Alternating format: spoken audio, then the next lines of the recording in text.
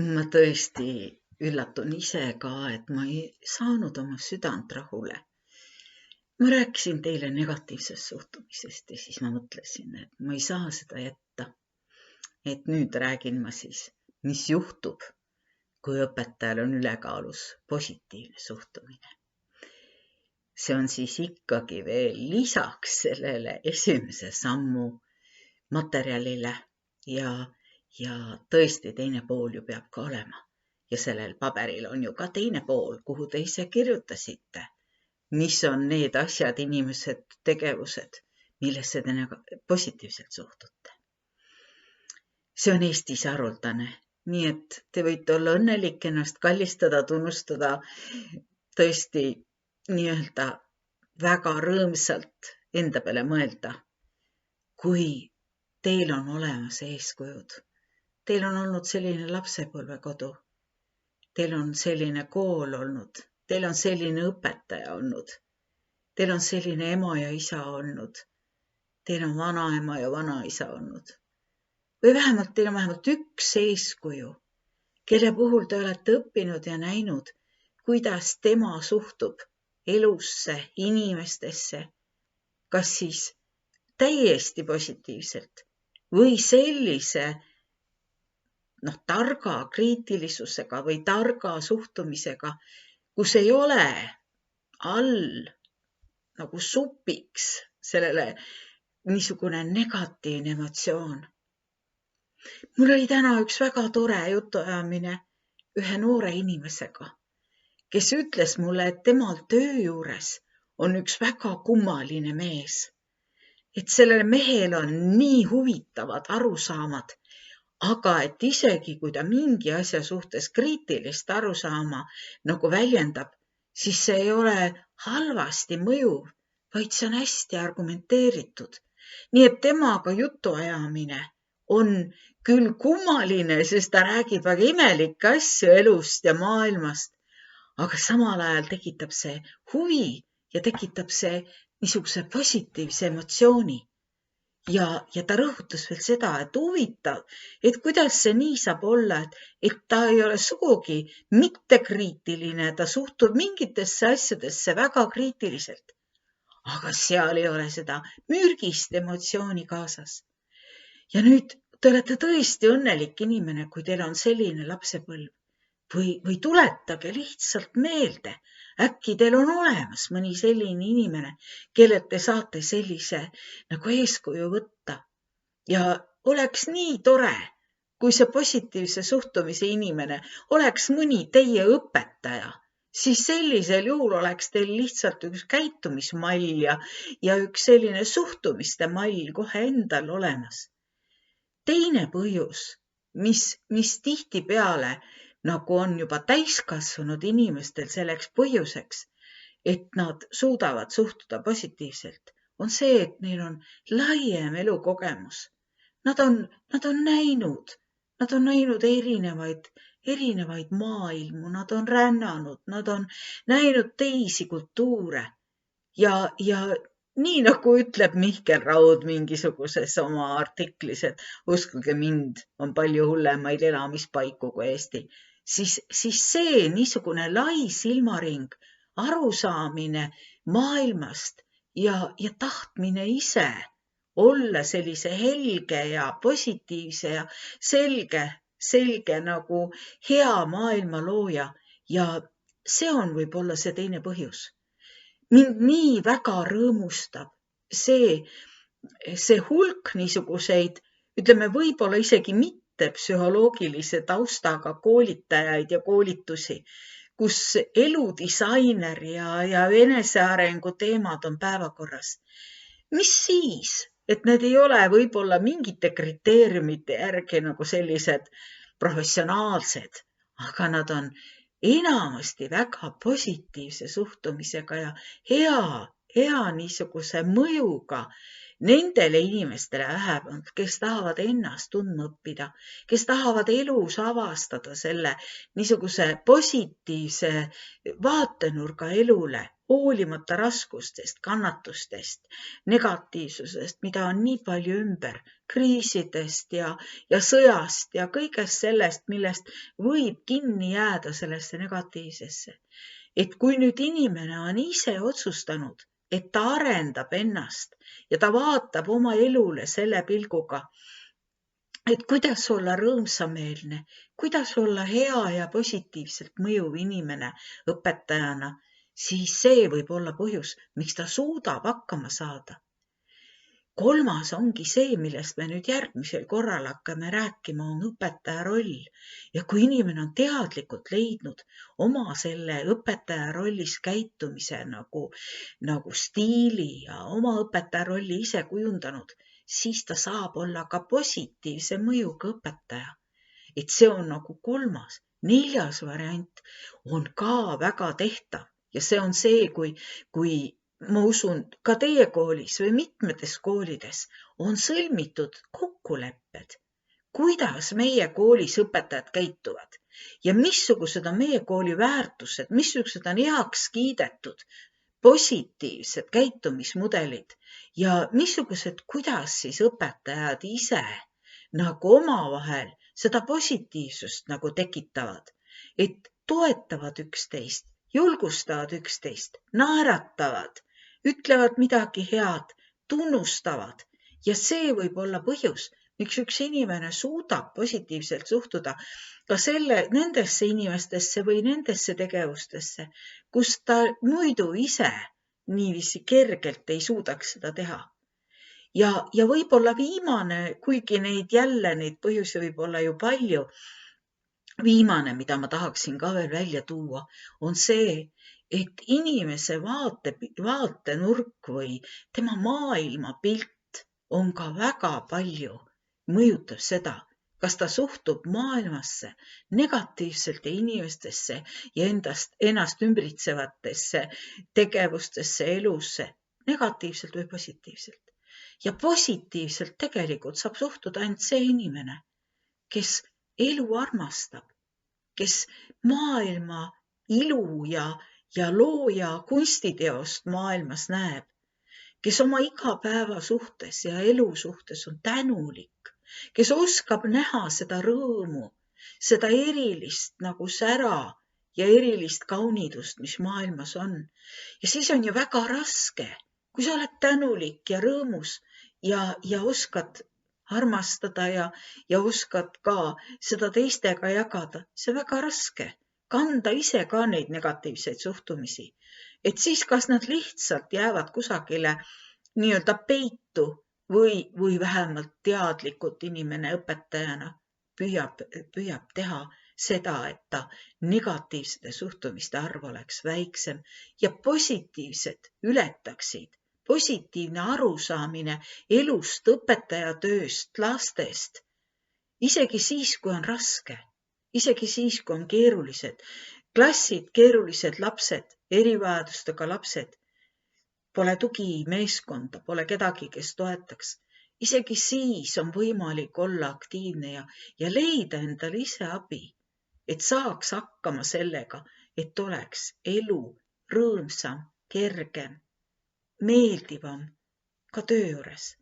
Ja tõesti, mina ka püüan kõigest väest ka selle praktilise psühholoogia grupi ja nende materjalidega olla teile toeks, et võiks seda positiivsust olla rohkem. Aga mis juhtub siis, kui õpetajal on palju rohkem positiivset suhtumist?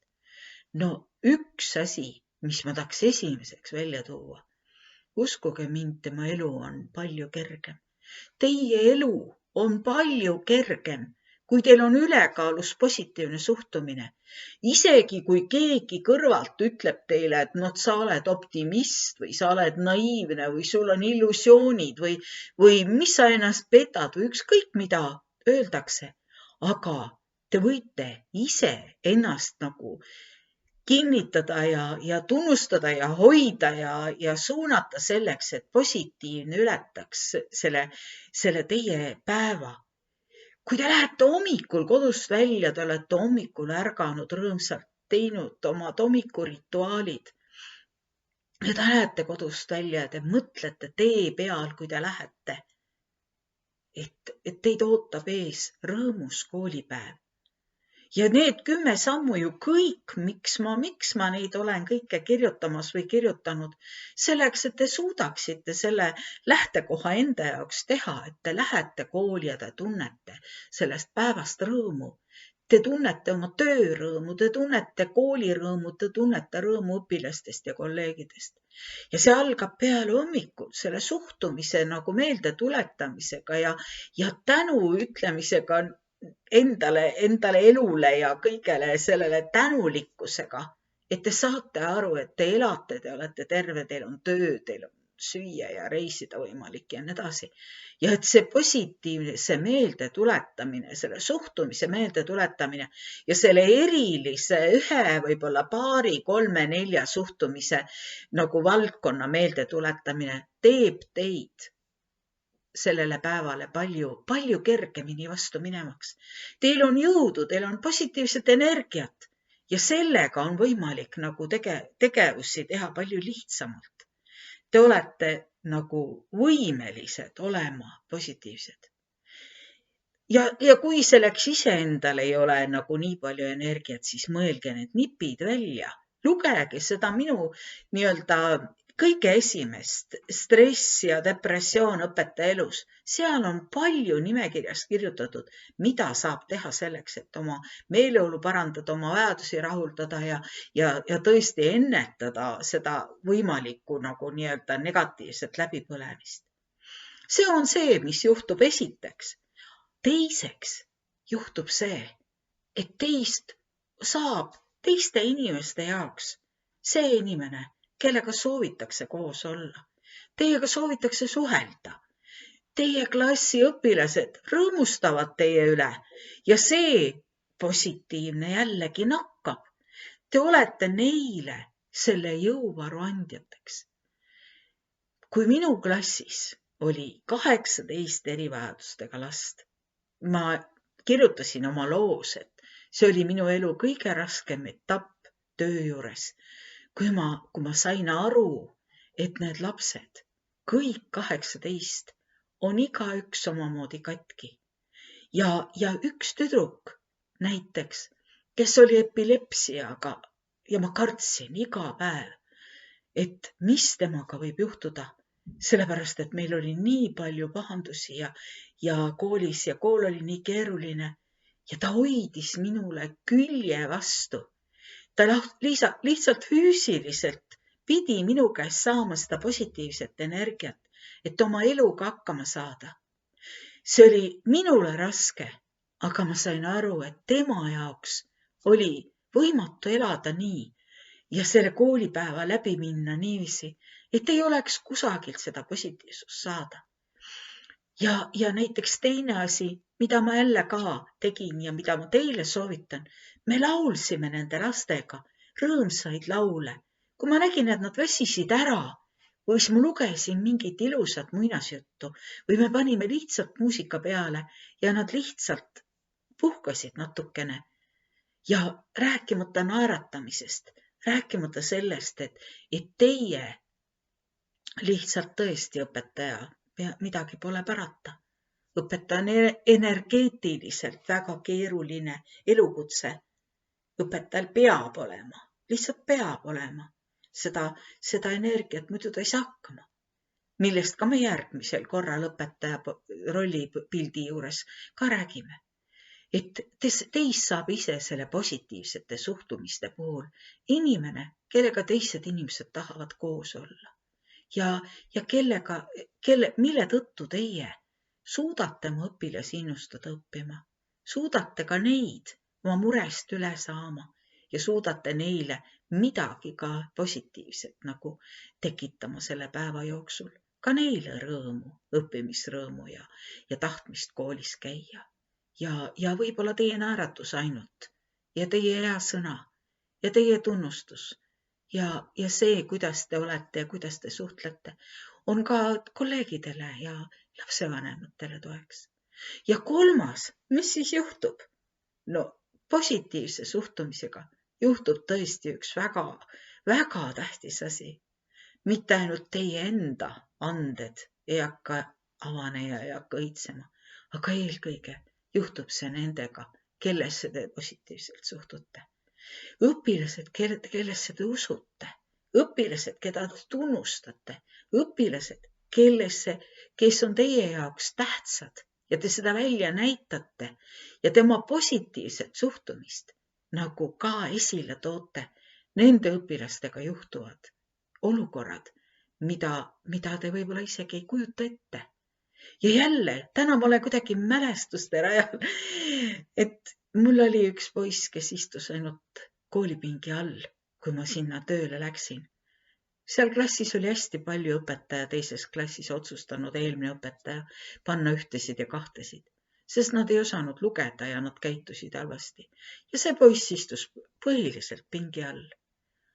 Aga ma ei hakkagi seda pikka teekonda praegu rääkima. Ma lihtsalt tahan öelda seda, et mina suhtusin hoolimata sellest, et ta seal laua all istus. Temasse ikkagi hästi. Alustas ta sellega, et ta tegi seal laua all oma töid.